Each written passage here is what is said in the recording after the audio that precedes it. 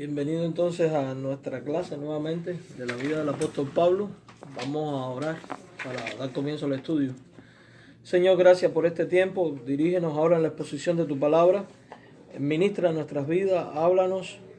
Permite que el registro que da tu palabra de la vida del apóstol Pablo sea de inspiración a nosotros para que podamos nosotros imitar su fe y de alguna manera seguir sus pasos y agradarte también a ti. En el nombre de Jesús, amén. Bien, pues hoy estamos en el encuentro 4, tenemos que hacer el 4 y el 5 en la medida de lo posible. Hoy vamos a estar viendo tres puntos importantes: el segundo viaje misionero de Pablo, el tercer viaje misionero del apóstol Pablo y la presencia de Pablo en Jerusalén. Ahí en su libro de texto ustedes tienen... Agustín no viene, pues todavía Ok, gracias. Ahí tienen entonces ustedes en su cuaderno el mapa del segundo viaje misionero. Y cuando nosotros vamos a la Biblia descubrimos que después del concilio de Jerusalén, que encontramos en Hechos capítulo número 15, Pablo le propone a Bernabé que lo acompañara en un segundo viaje misionero. Si vamos a Hechos 15, verso 36, ahí encontramos esta propuesta. Hechos capítulo 15, en el verso 36. Hechos 15, 36. Y hoy agarré una Biblia nueva y va a estar un poco enredado esto. Hechos 15, versículo 36. Dice así: después de algunos días, Pablo dijo a Bernabé: volvamos a visitar a los hermanos en todas las ciudades en que hemos anunciado la palabra del Señor para ver cómo están. O sea, evidentemente está hablando de aquellas ciudades, pueblos e iglesias que habían fundado en probablemente el primer viaje misionero. Aquí hay algo que es muy interesante. Pablo sabemos que es un plantador de iglesias por excelencia. ¿Nunca se han preguntado ustedes cómo es que estuvo tan poco tiempo en cada ciudad? Ganó almas para Cristo, las congregó, las dejó organizadas como iglesia, pero ¿quién se quedó al frente de las iglesias? Nunca se han detenido a pensar en esto. O sea, llegamos a un punto donde tenemos que reconocer que ellos tuvieron que caminar por sí mismos bajo la dirección ¿de quién? Del Espíritu Santo de Dios. O sea, que Pablo tenía que confiar en las palabras dadas por Cristo mismo cuando dijo que el Espíritu les guiaría a todas las cosas, que enseñaría todas las cosas, que recordaría todas las cosas, etcétera, etcétera. Y evidentemente ahora, en un segundo viaje, nosotros podemos empezar a ver de que de alguna manera va a haber una confirmación de estos creyentes.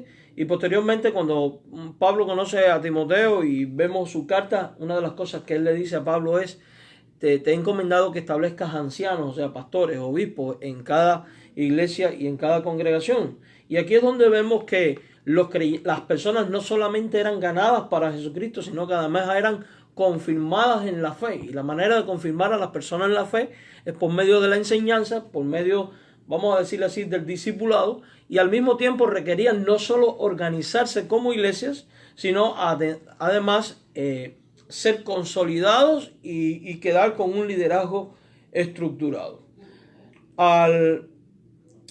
Vemos entonces que aquí en Hechos 15, versículo 36, Pablo hace esta propuesta a Bernabé, pero encontramos que surge un dilema. Bernabé quiere que Juan Marco acompañe a Pablo y lo acompaña a él en este viaje misionero, pero si usted recuerda, en el viaje anterior, Juan Marco en determinado momento había echado hacia atrás y había rehusado continuar con el viaje misionero. Y en esta ocasión, Pablo no está de acuerdo con que Juan Marco lo acompañe y tuvieron ciertas diferencias él y Bernabé. De hecho, se cree que Bernabé y Pablo nunca más volvieron a verse después de esto, independientemente de que probablemente Juan Marco y Pablo sí lo hicieron.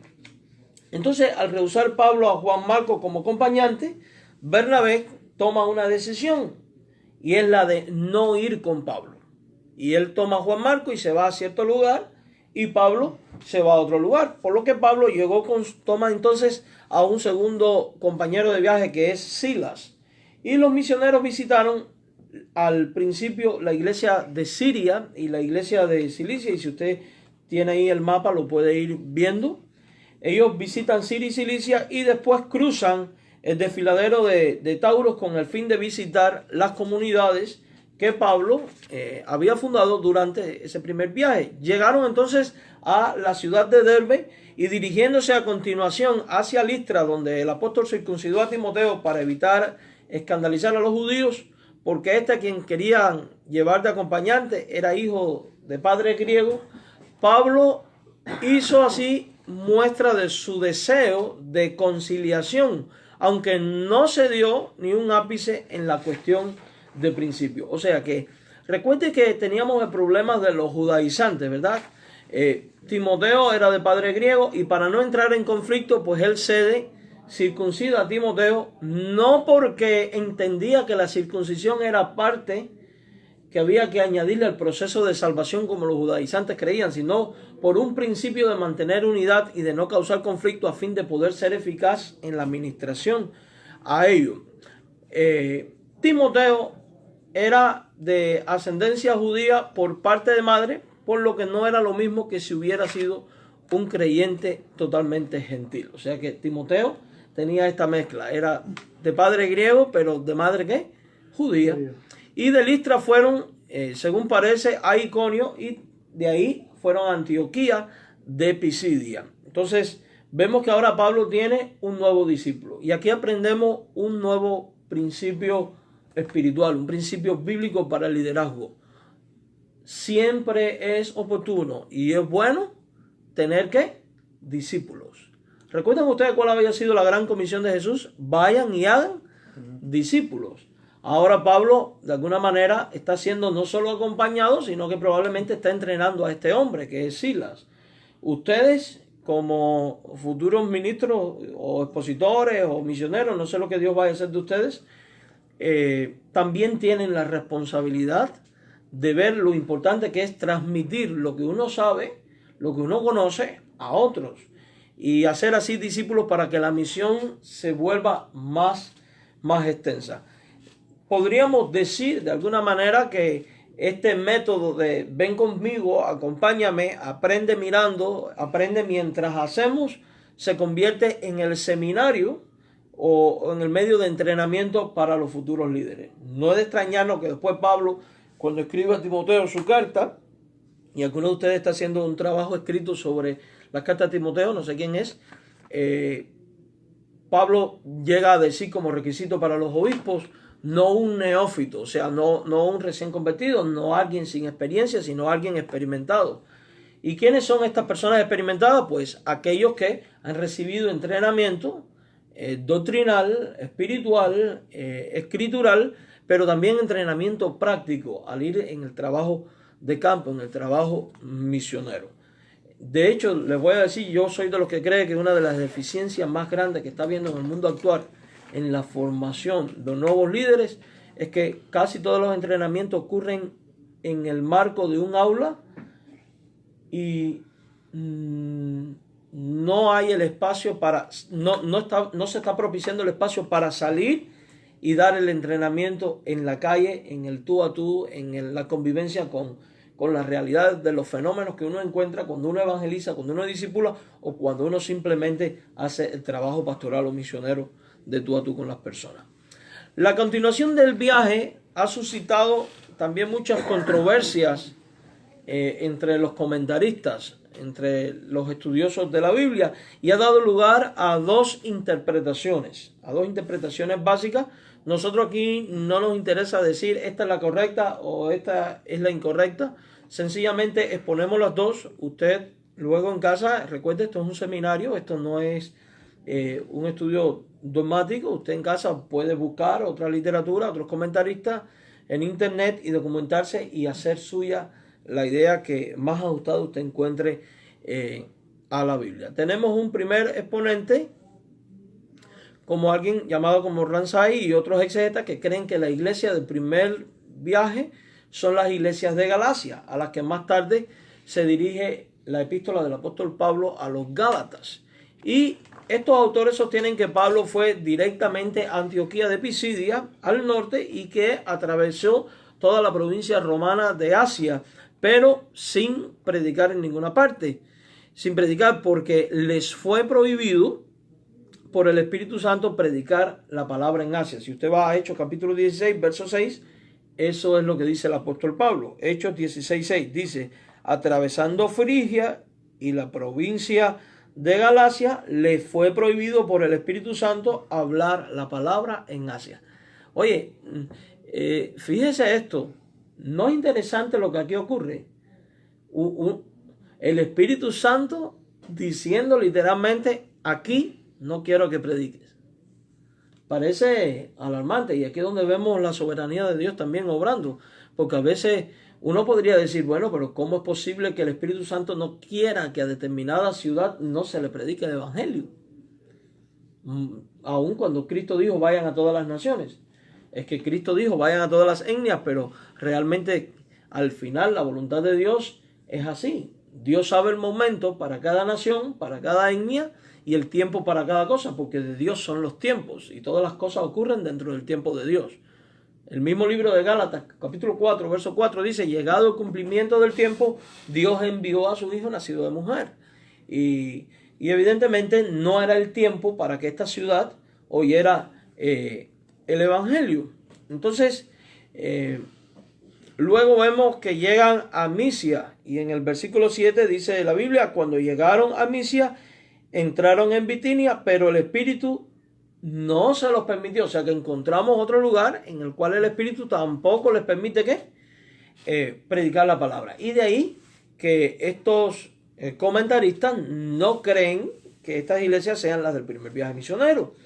Los misioneros intentaron entrar en esta ciudad, pero ocurre esto. Dejando entonces Misia a un lado, se dirigieron al oeste para llegar hasta la ciudad de Troas. La segunda interpretación o el segundo punto de vista con respecto a cuáles fueron las iglesias a las que Pablo va en este segundo viaje misionero es la interpretación que es de hecho comúnmente la más aceptada. Es que de Antioquía de Pisidia los viajeros se dirigieron a Galacia. Pablo cayó enfermo, pero aprovechó la coyuntura para anunciar el Evangelio y fundar las iglesias de Galacia, o sea, la iglesia de los Gálatas, la iglesia a la cual después él dirige esta epístola. Si vamos a Gálatas capítulo 4, en los versículos 13 al 15, nosotros podemos encontrar fe de esto que estamos diciendo. Gálatas capítulo 4, versículos 13 al 15. Si te guías por tu libro, ahí tienes la cita. Gálatas capítulo 4, versículos de 13 al 15. Dice así el apóstol Pablo cuando escribe esta epístola: vosotros sabéis que a causa de una enfermedad del cuerpo os anuncié el Evangelio al principio, y no me despreciasteis ni desechasteis por la prueba que tenía en mi cuerpo, antes bien me recibisteis como a un ángel de Dios, como a Cristo Jesús.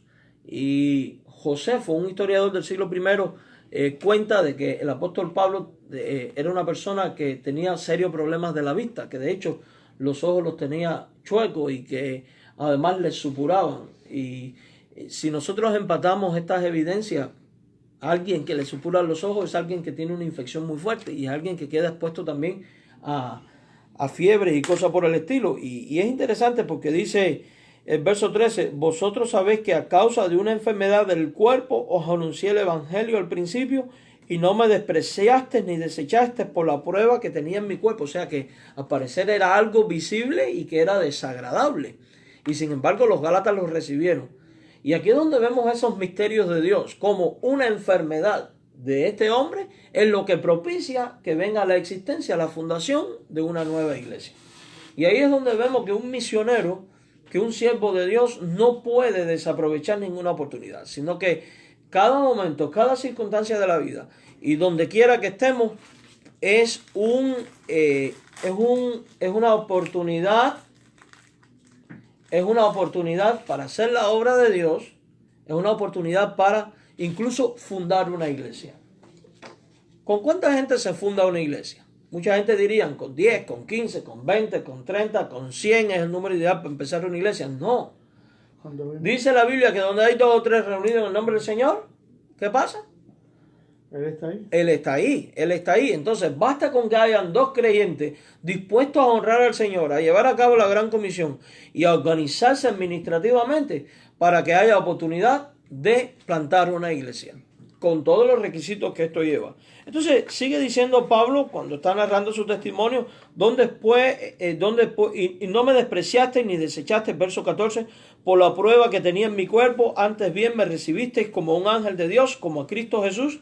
Y continúa diciendo en el 15, ¿dónde pues está esa satisfacción que experimentabais? Porque os doy testimonio de que si hubieseis podido, os hubierais sacado vuestros propios ojos. ¿Para qué?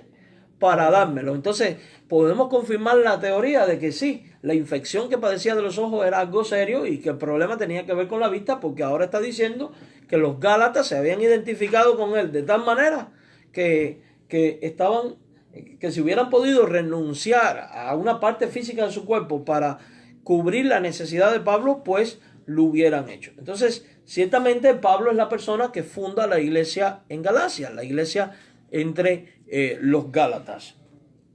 Y el medio que Dios usó en su gracia fue una enfermedad. Así que si Pablo no se hubiera enfermado, a lo mejor hubiera ¿qué? Seguido de largo, no se hubiera quedado en la ciudad y no hubiera habido allí ¿qué cosa?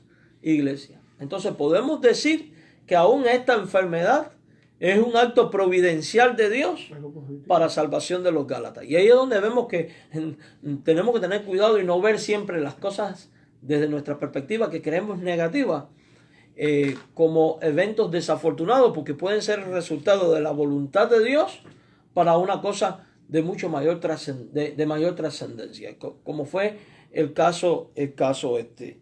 Y ahí es donde vemos que Dios en su soberanía hace cosas extraordinarias y que las hace valiéndose de lo que menos nosotros nos imaginamos.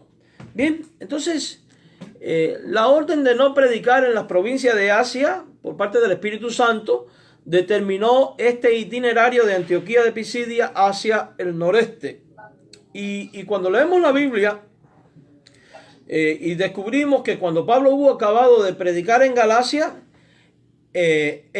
intenta entrar en Bitinia, pero nuevamente el Espíritu Santo le dice que no. Y el apóstol se dirigió entonces hacia el oeste. Y la segunda interpretación se une aquí en este punto con la primera. O sea, son elementos que tienen en común, atravesando Misia o rodeándola para llegar hasta la ciudad de Troas. Y si usted tiene ahí el mapa en su libro, en la parte del mapa, puede pues visualizar lo que estamos nosotros hablando, ¿verdad?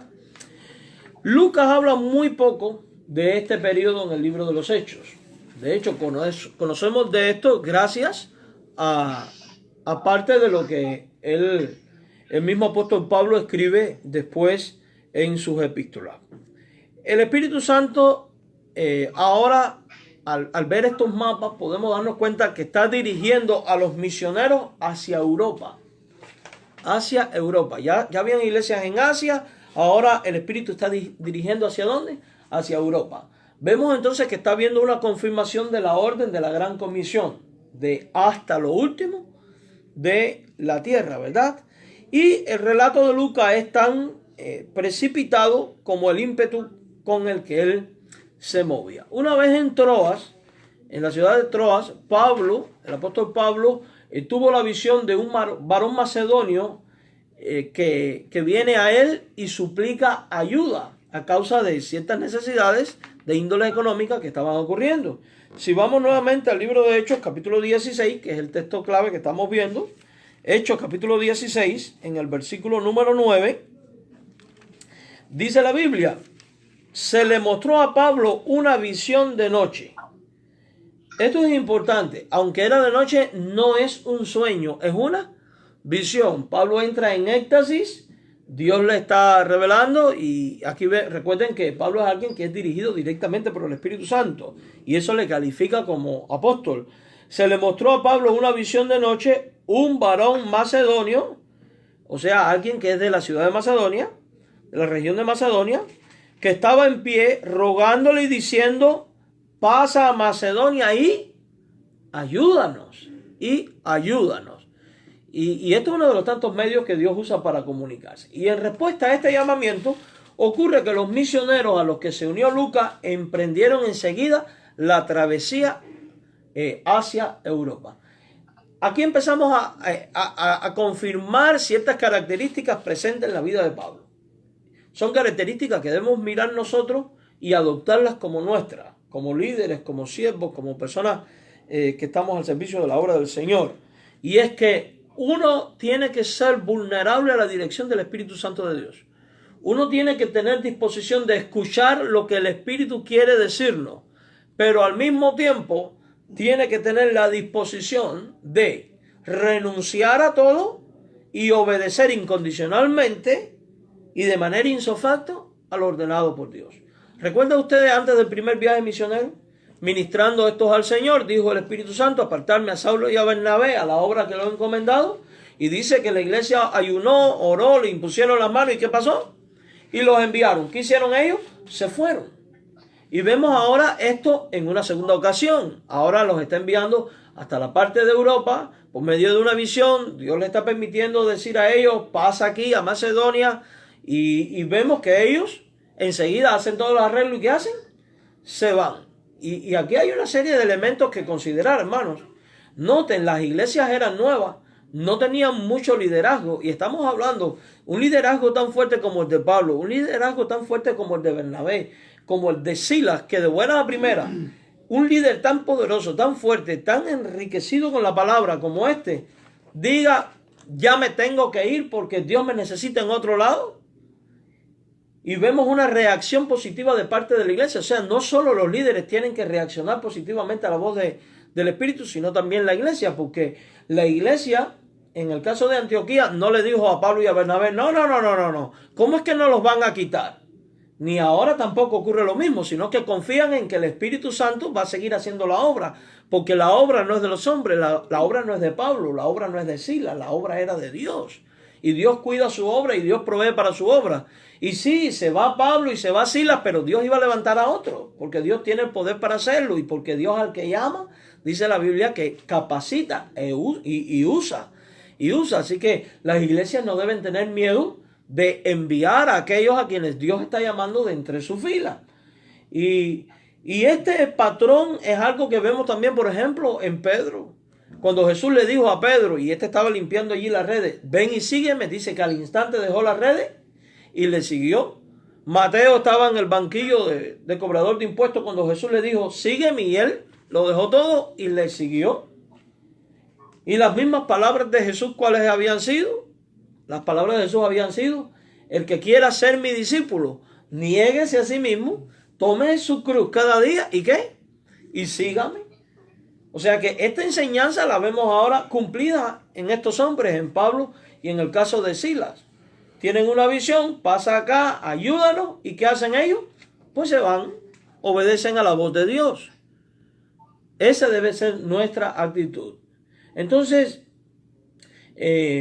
vemos que ellos emprenden esta travesía hacia Europa, desembarcan en Neápolis y dirigiéndose acto seguido hacia la imponente ciudad de Filipos. Y allí, pues todos nosotros sabemos que también después hay otra iglesia a la cual también Pablo le escribe una carta, que es la iglesia de los filipenses.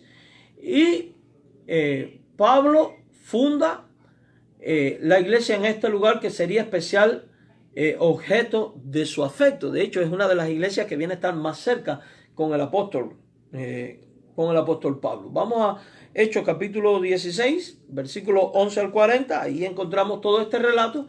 Sin embargo, cuando vamos a Filipenses capítulo 1, verso 4 al 7, podemos ver lo que ocurre allí entre los filipenses. Filipenses capítulo 1, versículos del 4 al 7. Siempre en todas mis oraciones, Filipenses capítulo 1, verso 4 al 7. ¿Ya lo tienen? Sí. Dice, siempre en todas mis oraciones, rogando con gozo por todos vosotros, por vuestra comunión en el Evangelio desde el primer día hasta ahora, estando persuadido de esto, que el que comenzó en vosotros la buena obra, y Pablo no está queriendo decir con esto, yo que la comencé, la voy a perfeccionar. No, Pablo está reconociendo que aunque él fue el que empezó la obra como misionero, la obra no era de él, era obra de ¿quién? De Dios. Del Espíritu Santo de Dios, porque al final es el Espíritu el que convence de juicio, justicia y pecado. Es el Espíritu el que hace renacer, regenera el corazón de los incrédulos para que puedan creer en Cristo como Señor y Salvador. Por eso, cuando él escribe a los Corintios, Pablo dice, a Pablo sembró, Pablo regó, pero el crecimiento lo da ¿quién? Dios. Y Lucas registra eso en su libro de Hechos cuando dice que el Señor es el que añade a la iglesia a los que han de ser salvos. Y una vez más aquí vemos a un hombre que increíblemente era bien reconocido, era bien famoso en el ámbito eclesiástico de aquel tiempo, y sin embargo no hay nada de orgullo en su vida, sino que toda la gloria, toda la honra de lo que ocurre a su alrededor en el ministerio se le da ¿a quién? A Dios. Y aquí vemos otra característica que tiene que tener un siervo de Dios: entender que la obra no la hace él, uno solo es instrumento, la obra la hace Dios. Entender que lo que se logra no es por el esfuerzo humano, lo que se logra es gracias a la obra de Dios, al trabajo del Espíritu Santo, al poder del Espíritu Santo que actúa. Y por eso es que él dice, el que comenzó en vosotros la buena obra, que es Dios, dice después, ¿qué cosa? ¿La qué? ¿Qué dice? La perfeccionará, ¿verdad? Hasta el día de Jesucristo. O sea que Pablo confía que en el mismo Dios que comienza el trabajo en una iglesia, es el mismo Dios que va a garantizar que la iglesia sea perfeccionada, o sea, que los creyentes sean perfeccionados, vayan creciendo, vayan madurando hasta el día en que Cristo venga. Y se cumple así lo que Jesús mismo había dicho, cuando dice que las puertas del Hades no prevalecen contra la iglesia del Señor. Entonces estamos viendo a un Pablo que es un líder por excelencia, pero no solo un líder, es un ejemplo, es un modelo en todos los sentidos, en todos los sentidos. Y vemos que su afecto por esta iglesia era muy grande, y evidentemente esta gente fue muy pegada a él. Luego vemos que él dice en el verso 5, en el 7, como me es justo sentir esto de todos vosotros, por cuanto os tengo en el corazón y en mis prisiones y en la defensa y confirmación del evangelio, todos vosotros sois participantes conmigo de la gracia. Porque Dios me es testigo de cómo amo a todos vosotros con el entrañable amor de Jesucristo. Oiga, qué diferente a otras cartas a las que Pablo le reclama porque no lo reconocen como apóstol, porque no le recibieron. O sea que Filipo fue para él un lugar muy importante también, como lo había sido Antioquía. Y después, bueno, pide oraciones y vemos todo esto que hay aquí. Quiero que leamos ahora el capítulo 4 de Filipenses, versículo 1. Filipenses 4.1. Así que, hermanos míos, amados y deseados, y mire cómo Pablo los trata, como gente que amada y deseada, gozo y corona mía, estad así firmes en el Señor, en el amado. Y en el versículo 15, él les vuelve a decir, y sabéis también vosotros, oh filipenses, que al principio de la predicación del evangelio, cuando partí de Macedonia, ninguna iglesia participó conmigo en razón de dar y recibir, sino vosotros solos. O sea que los filipenses fueron la única iglesia que agarraron a Pablo y le dijeron, creemos que lo que estás haciendo es de Dios, creemos que es importante tu trabajo, mira, aquí tienes esto para tu sostenimiento. O sea que fueron una iglesia que apoyaron la obra misionera y que lo hicieron de manera pues económica. Fue también en esta ciudad de Filipo donde Pablo fue entregado por primera vez a los magistrados romanos y constató como ciudadanía romana podía serle útil en la obra del Señor. O sea, es aquí donde es entregado a los tribunales y él apela a sus derechos de ciudadanos romanos. ¿Recuerdan ustedes cuando dimos la primera lección que hablábamos que Pablo, además de ser judío, era también ciudadano romano, y cómo esto iba a ser después una herramienta que él iba a poder usar para que la misión pudiera seguir adelante? Bueno, pues llegamos a este momento. Si usted va a Hechos 16, versos 20 al 24,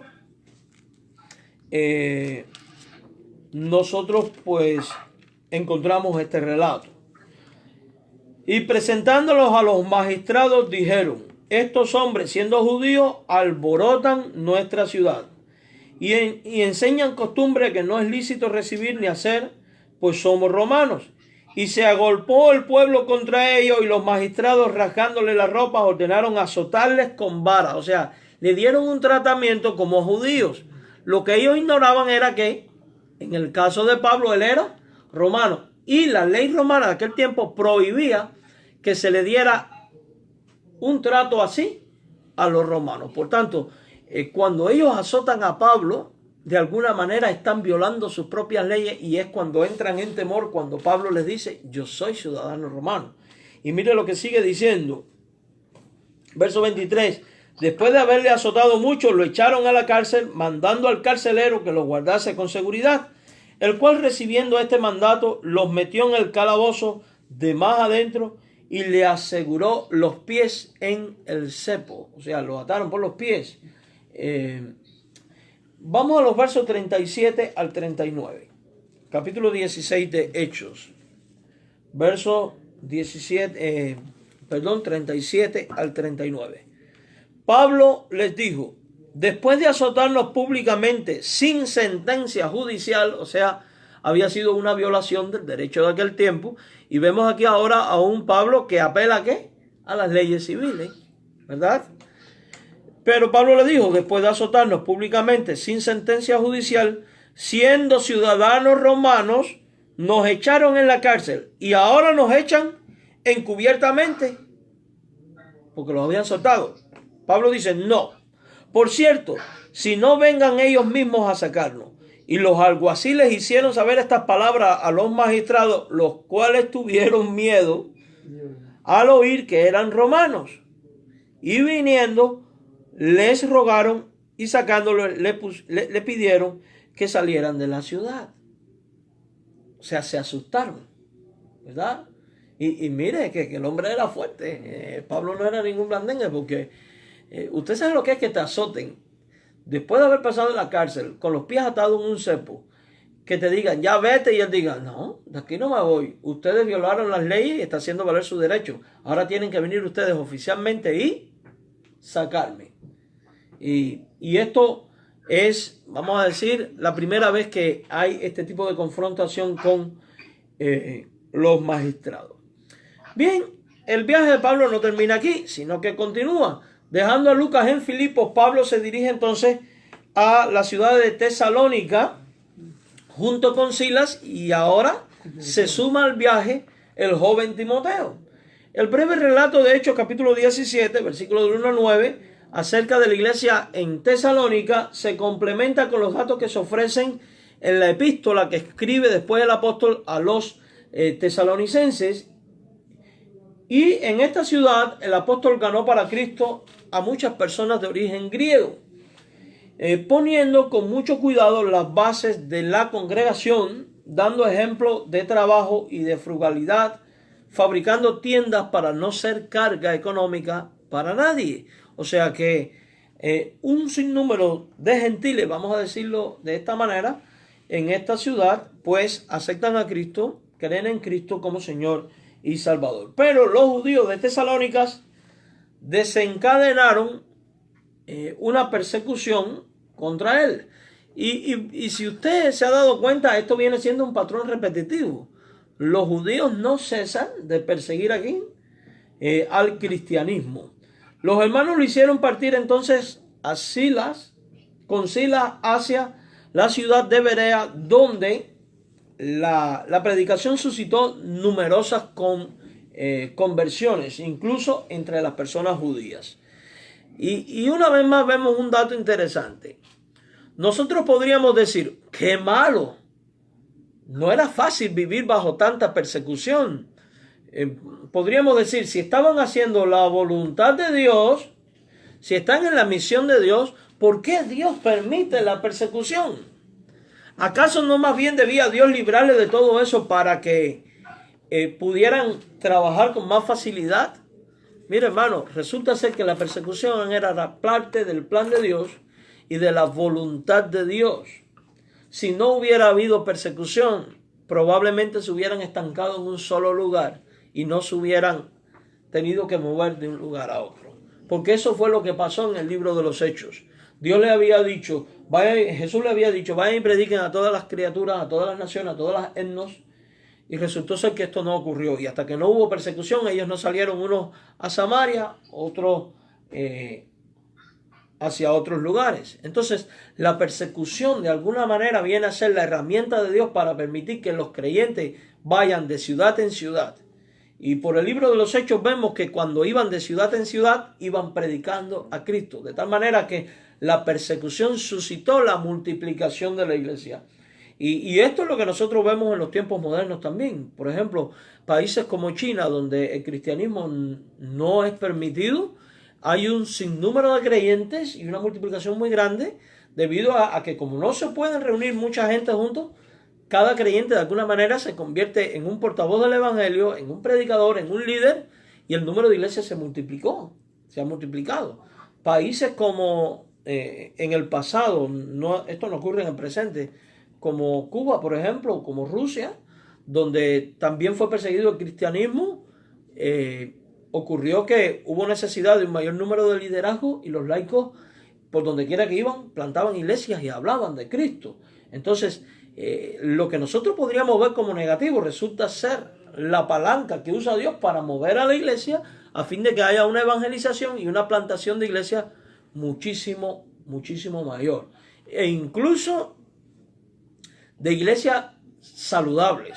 Porque hoy en día, por ejemplo, en un contexto como el nuestro, en este país donde hay libertad, es fácil ir a una iglesia. No hay ningún riesgo en decir soy cristiano. Y por eso no nos extraña que tenemos templos llenos de gente que dice ser cristiana y vive muy lejos de lo que manda la palabra de Dios. Pero en determinados países donde decir soy cristiano y atreverse a bautizarse puede ser marcado por la muerte. Países donde impera el Islam, donde imperan las religiones hindú, países comunistas, extremistas, fundamentalistas, donde no es admitida la religión y donde decir creo en Cristo y me bautizo es sinónimo de sentenciarte a muerte, como pasaba en estos tiempos. Evidentemente que si alguien decía creo en Cristo y se bautizaba es porque había llegado a una convicción muy grande de que sí, de que Cristo es el Salvador. Por tanto, esas congregaciones probablemente eran mucho más sólidas, con gente de mayor convicción que nosotros. Evidentemente, ellos traían su trasfondo cultural, lo cual genera muchos conflictos dentro de la iglesia, porque el cristianismo tiene un trasfondo judío, monoteísta, en un solo Dios, no imágenes, mientras que el mundo gentil es politeísta, de imágenes, de filosofía, y todo esto luego va siendo transformado a través de la obra del Espíritu cuando permite que los apóstoles escriban las cartas y las cartas transmiten enseñanza. Pero lo cierto es que las persecuciones, lejos de ser un estorbo, fueron un vehículo de Dios. Entonces, los siervos de Dios, ahí es donde tenemos que ver que nada terrenal nos puede amedrentar. Que nada terrenal es un opositor a la causa de Cristo. Jamás. No hay ni gobierno ni poder terrenal que pueda frenar la obra del Señor. De hecho, todo gobierno y todo poder terrenal que ha intentado levantarse contra la obra del Señor ha perecido. El judaísmo fracasó en su persecución contra el cristianismo.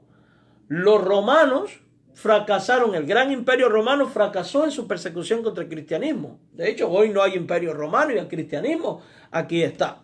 A lo largo de la historia, luego cuando tristemente un grupo de creyentes se pervierten y surge una iglesia ya monárquica y una iglesia institucional que persigue a los cristianos verdaderos, a los cristianos fieles a la palabra de Dios, bueno, llegamos a un punto en el cual sí, el cristianismo bíblico es diezmado a un grupo muy pequeño, pero permaneció. Y de hecho, hoy en día está comprobado que estamos siendo mayoría y que van a aumento.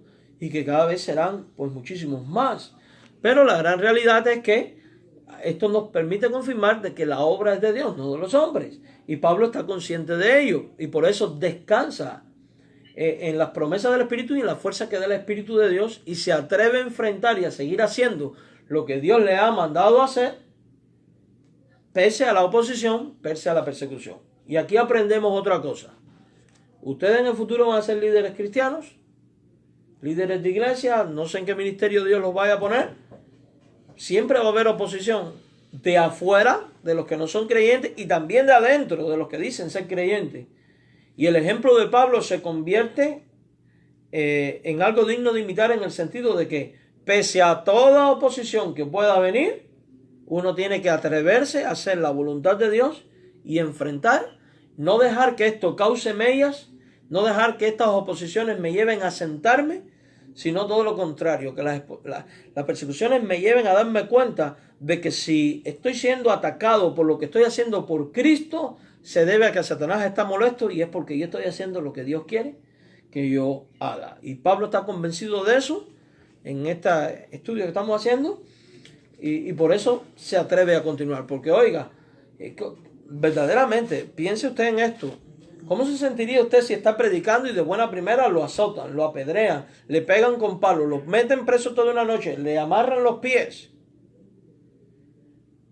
Y lo hace gente de afuera, pero después, supuestamente, hermanos en la fe empiezan a dudar de tu liderazgo, a calumniarte, a hablar de ti, a rechazarte por aceptar a otro. Si Pablo hubiera desviado su vista a lo que los hombres le hacen, hubiera dejado todo. Sin embargo, él estaba convencido de quién lo había llamado y a quién le rendiría cuenta, y por eso llega a decir: ay de mí si no predico el evangelio, ay de mí si no hago lo que hago. Prácticamente es lo que él está diciendo. Bien, los hermanos le hacen partir a Berea, ya lo vimos. De ahí Pablo se va a Atenas, y en esta ciudad frustró sus esfuerzos.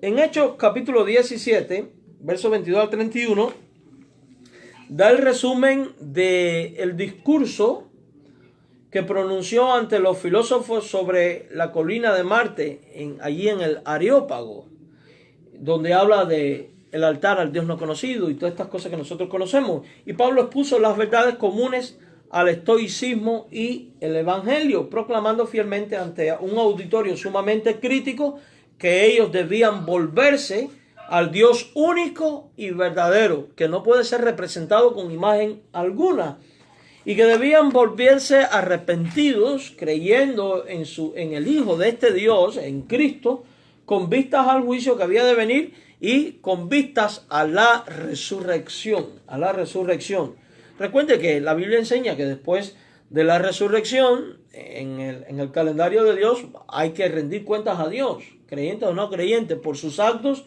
o por su estado. Y por tanto, esto debía hacer reflexionar a la persona, y es una invitación a la reflexión. Y aquí es donde vemos que la muerte y resurrección siempre es un tema clave en la predicación del apóstol Pablo, y tiene que ser un tema clave en nuestra predicación. Luego, Pablo de aquí, de Atenas, se va para Corintios, quedándose allí 18 meses, o sea, un año y algo, y ganando a numerosas almas para la fe de Jesucristo. Y allí conoció a dos personajes que después es mentado en las epístolas y vienen a ser personas usadas por Dios.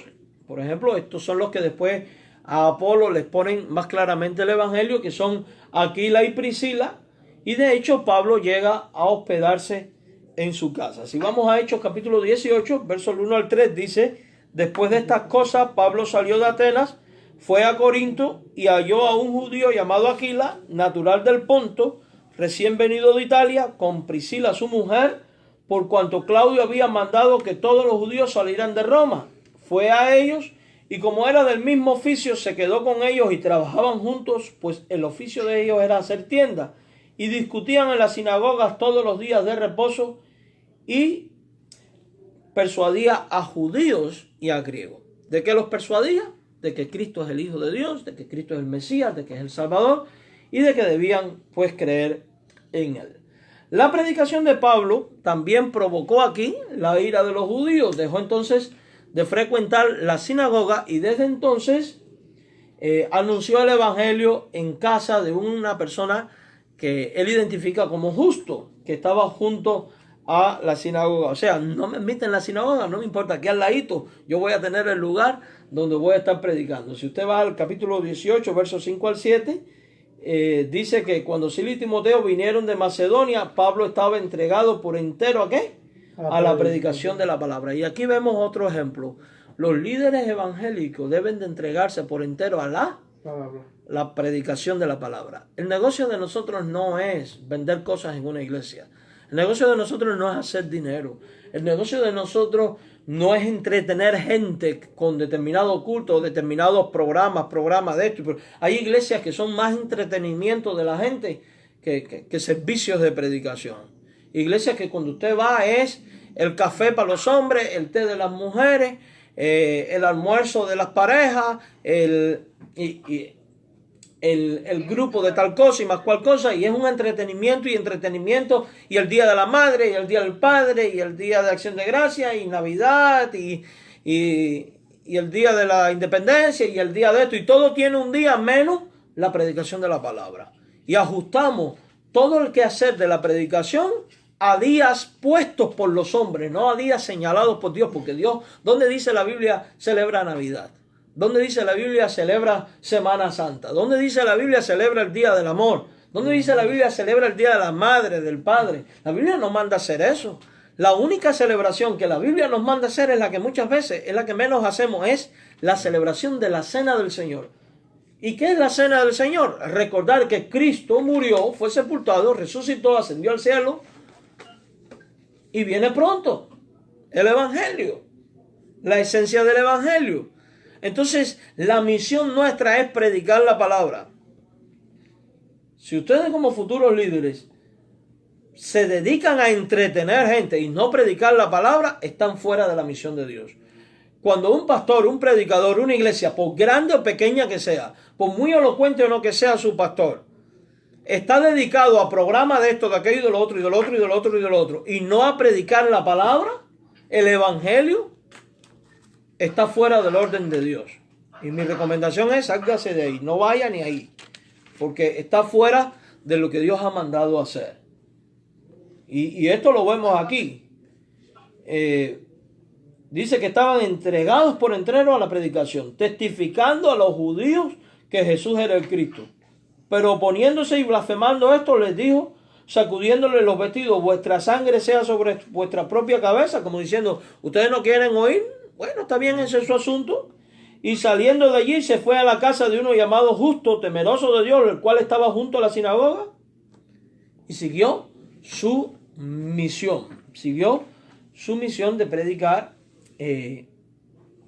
la palabra. Ahora, en Hechos capítulo 18, en el versículo número 8 y en el 10, dice que Crispo, el principal de la sinagoga, creyó en el Señor con toda su casa. O sea que el líder de la sinagoga se convierte. Muchos de los corintios oyendo creían y eran bautizados. Y esto es interesante porque hoy en día los grupos llamados dispensacionalistas dicen que Dios trata de una manera con judíos y de otra con gentiles. Y que los judíos van a ser luego incluidos en el plan de Dios al final de los tiempos. Sin embargo, aquí estamos viendo que hay judíos convirtiéndose y que hay gentiles convirtiéndose. O sea que eso es un absurdo, en mi opinión, porque de ambos pueblos hizo uno. Y en Cristo, dice la Biblia, no hay ni judío ni gentil. Ahora, si vamos al verso 10, dice, porque yo estoy contigo y ninguno podrá sobre ti la mano para hacerte mal, porque yo tengo mucho pueblo en esta ciudad. Cuando nosotros vamos a 1 Corintios, capítulo 2, verso del 1 al 5, se hace alusión a los sufrimientos morales de Pablo en Corinto. O sea que su moralidad, su persona, su testimonio quiere ser dañado. Y en su resolución de anunciar en Grecia, como en todos los otros lugares, el evangelio del crucificado, vemos pues que Pablo es puesto en calumnia. 1 Corintios revela, pese a toda esta oposición, revela su éxito. Y así como también las tentaciones de los cristianos de aquella ciudad, objeto de la solicitud del apóstol. La situación en las otras iglesias también le provocaba inquietudes. Corinto redactó las dos epístolas. Aquí en la ciudad de Corinto, Pablo relata las dos epístolas a los tesalonicenses con instrucciones prácticas y poniéndoles en guardia contra ciertos errores doctrinales y pues también hablándole algo con respecto a la resurrección de los muertos y a la segunda venida de Cristo. La hostilidad de los judíos no cesaba, pero Pablo tampoco cesó. Y vemos que le hacen comparecer ante Galión, el nuevo precónsul de Acaya. O sea que una vez más, Pablo tiene que dar cuenta ante ¿quiénes? Ante las autoridades civiles. El descubrimiento en el año 1905 de una piedra conocida como la piedra de Delfos permite situar al precónsul de Galión entre mayo del año 51 y el año 52, lo que permite así establecer la fecha de la estancia de Pablo en Corintio. Y ahí les puse en su libro, en el manual que escribimos para ustedes, una foto de la piedra con el nombre. Si se da cuenta, está subrayado. Galión declaró, Ángel, hazme favor, dile a ellos que no hablen en el pasillo porque molestan aquí. Galión declaró que la misma sinagoga debería resolver esta diferencia por cuanto el apóstol no había violado ninguna ley romana. Y así en aquella época Roma protegía a los cristianos al identificarlos con los judíos. O sea, en el ambiente de aquel tiempo, el cristianismo no estaba siendo visto por parte de los romanos como algo separado de los judíos, sino como una secta de los judíos. Y eso de alguna manera, siendo que los judíos tenían ciertas libertades, permitió que en estos primeros tiempos pues pudiera pues predicarse más libremente el evangelio.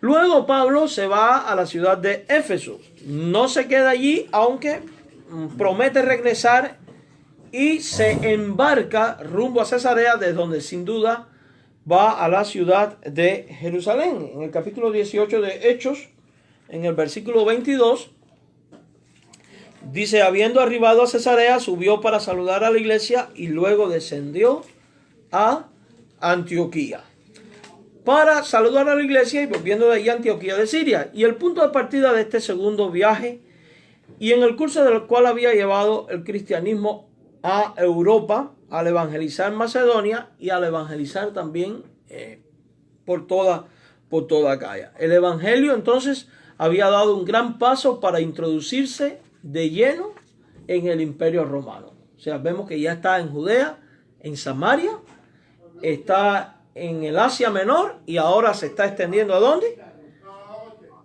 A Europa, ¿verdad? A Europa. Vamos a tomar un receso de 5 o 10 minutos para pasar a la segunda parte de la lección, que es el tercer viaje misionero de Pablo. Con esto terminamos el segundo viaje, luego vamos a dar el tercer viaje. Entonces, tomamos un receso de 5 minutos y regresamos con el tercer viaje misionero del apóstol.